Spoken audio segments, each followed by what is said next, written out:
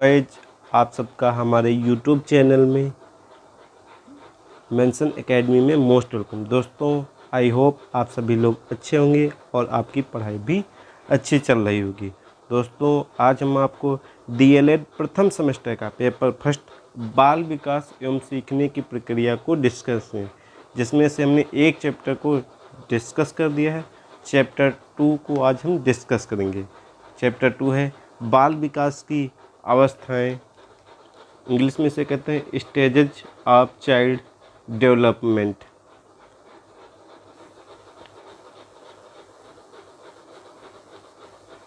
बाल विकास की अवस्थाएं, इंग्लिश में कहते हैं स्टेजेज ऑफ चाइल्ड डेवलपमेंट।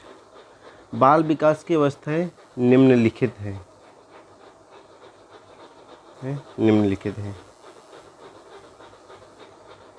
बाल विकास की अवस्थाएं निम्नलिखित हैं। शैशवावस्था है, बाल्यावस्था है, किशोरावस्था है, प्रौढ़ावस्था है। शैशवावस्था को इन्फेंसी कहते हैं इंग्लिश में। यह जन्म से 5 वर्ष या किसी बुक में 6 वर्ष भी दिया होता है। और बाल्यावस्था 6 से 11 वर्ष या 12 वर्ष तक होती है। किशोरावस्था 12 से 18 वर्ष तक होती है। प्रौढ़ावस्था जिसे एडल्टहुड कहते हैं, यह 18 वर्ष के बाद होती है। अगर आपसे क्वेश्चन पूछे बाल विकास की अवस्थाएं कितनी होती हैं, तो मेन रूप से 3 ही होती हैं। पेपर में अगर ये क्वेश्चन आए तो आप 30 नंबर टिक करेंगे।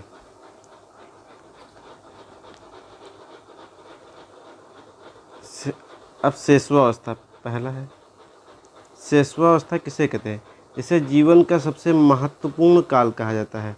जीवन का सबसे महत्वपूर्ण काल कहा जाता है। शैशवावस्था किसे कहते हैं?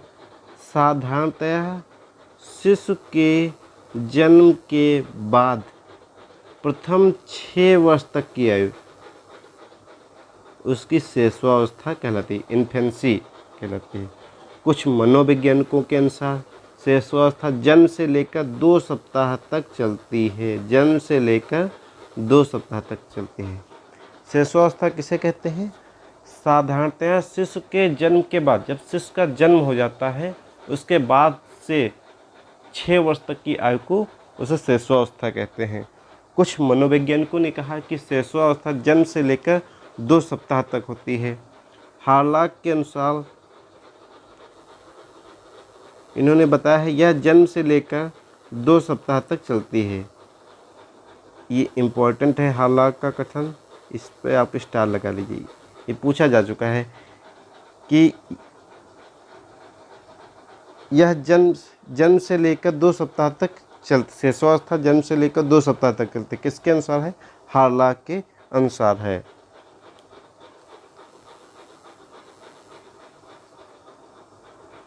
दोस्तों, शैशवावस्था को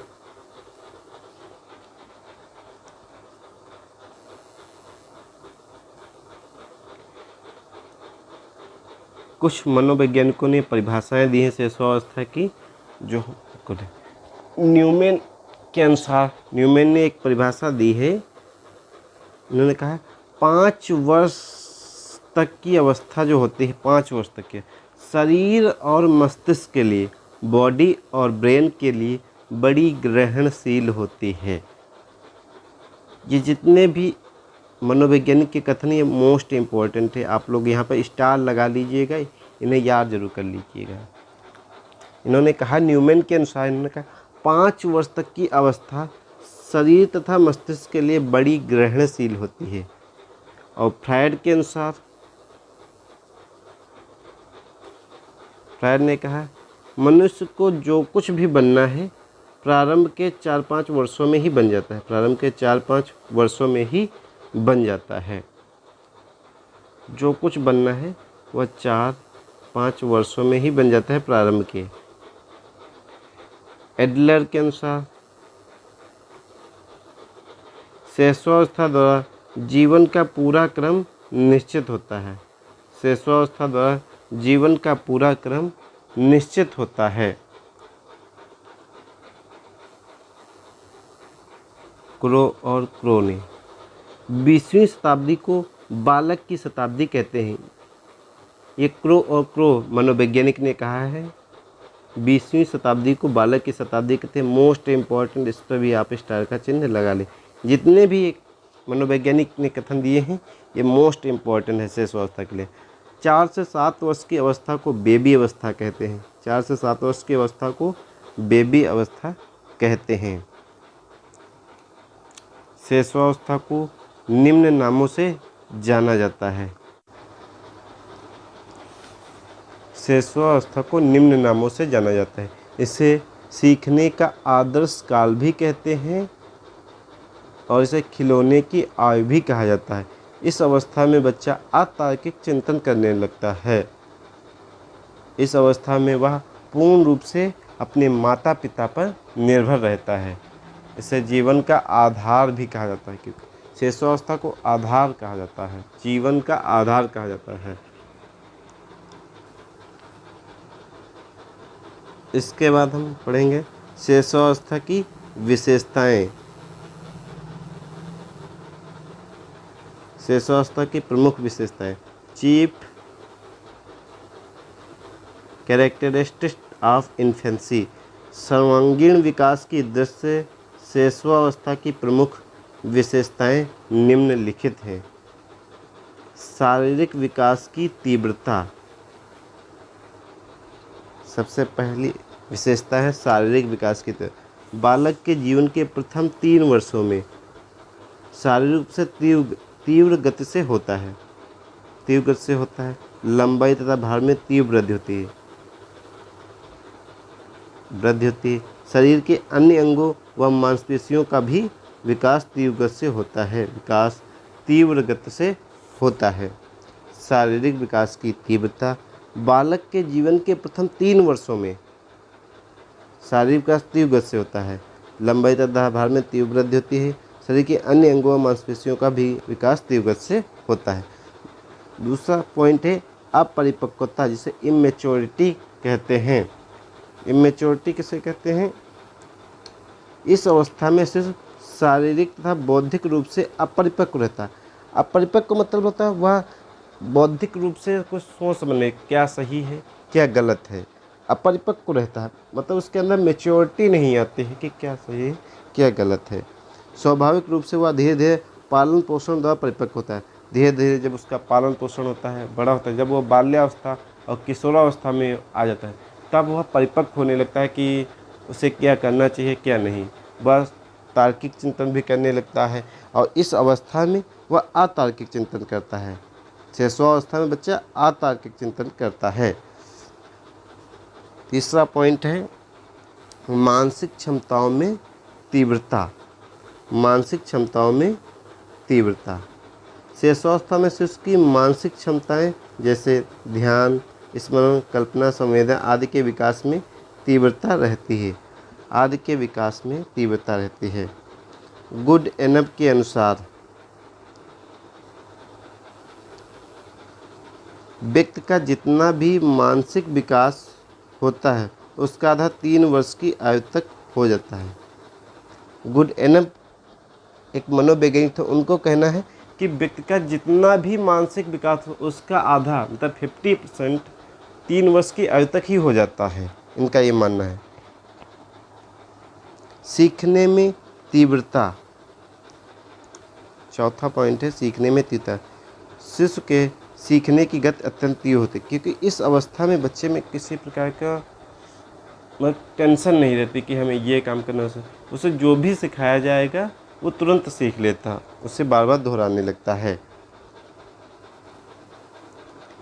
गैसल ने कहा है बालक प्रथम 6 वर्षों में बाद के 12 वर्षों से दूना सीख जाता है। इन्होंने कहा है, ये मोस्ट इम्पॉर्टेंट है, इस पे स्टार लगा लीजिए। बालक प्रथम 6 वर्षों में बाद के 12 वर्षों से दूना सीख जाता है। 5वां पॉइंट है दोहराने की प्रवृत्ति। दोहराने की प्रवृत्ति। इस अवस्था से इसमें शब्दों के दोहराने की विशेष प्रवृत्ति होती है। ऐसा करने में से आनंद है। कोई भी बच्चे इस अवस्था में बच्चे कोई भी शब्द अगर पता चलता है तो वो बार बार दोहराता है, तो इससे आनंद आता है करने में। दोहराने की संवेगों का प्रदर्शन। शिशु जन्म से ही संवेगात्मक व्यवहार का प्रदर्शन करता है। रोना, चिल्लाना, हाथ पैर पटकना आदि क्रियाएं संवेगपूर्ण होती हैं। बाल मनोवैज्ञानिकों के अनुसार आरंभ में शिशु में मुख्य रूप से 4 संवेग भय, क्रोध, प्रेम, पीड़ा आदि पाए जाते हैं। भय, क्रोध, प्रेम, पीड़ा, ये 4 पाए जाते हैं। इसके बाद आपका है मूल प्रवृत्त्यात्मक व्यवहार। इस अवस्था में बच्चे का अधिकांश व्यवहार मूल प्रवृत्तियों पर आधारित होता है। भूख लगने पर वह रोता है और क्रोधित होता है। शैशवावस्था में शिक्षा। Education during infancy. Education during infancy. Education during infancy इसे इंग्लिश में कहते हैं। शैशवावस्था का मानव जीवन में शैक्षिक दृष्टि से अत्यंत महत्वपूर्ण है। वैलेंटाइन ने इसे सीखने का आदर्श काल कहते हैं। Most important. शैशवावस्था को सीखने का आदर्श काल भी कहते हैं। आप लोग इसे नोट कर लीजिएगा। वाटसन ने क्या कहा है कि शैशवावस्था सीखने की सीमा और तीव्रता विकास की और किसी अवस्था की तुलना में बहुत अधिक होती है। बहुत अधिक होती है। बहुत अधिक होती है। शैशवावस्था शिशु शिक्षा का आयोजन करते समय निम्नलिखित बातों का ध्यान देना आवश्यक है।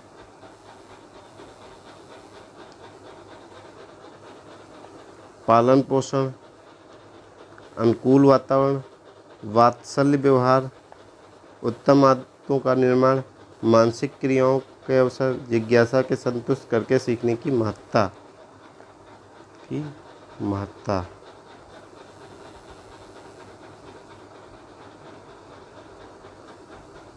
दूसरा है पालन पोषण।